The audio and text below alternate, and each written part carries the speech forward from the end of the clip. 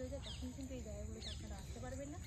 একটু আগে আপনাদের দেখাচ্ছিলাম গাছের গায়ে কিন্তু এইরকম প্রচুর কাঁকড়া রয়েছে, আলাদা রকমের কিন্তু অ্যাডভেঞ্চারাস ফিলিং আসছে। কেমন লাগছে বলো? গাছটার গায়ে একটা খুব বড় কামড়া। তোমার কেমন লাগছে বলো? খুব ভালো লাগছে, ভালো লাগছে ভীষণ তো? ভালো।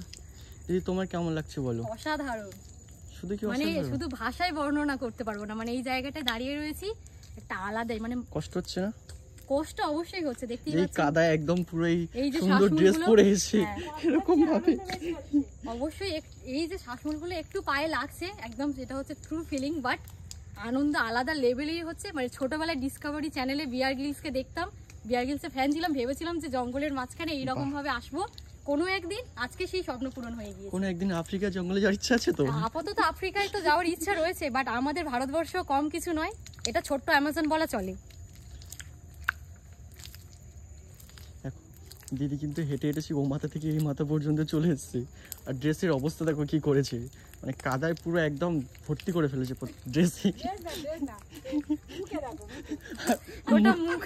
মুখে মুখেও পুরো কাদা ভর্তি করে ফেলেছে একদম। আর দিদির ভিডিওগ্রাফার ক্যামেরা নিয়ে ছুটছে আর দিদিও ছুটে ছুটে যাচ্ছে এদিক ওদিকে।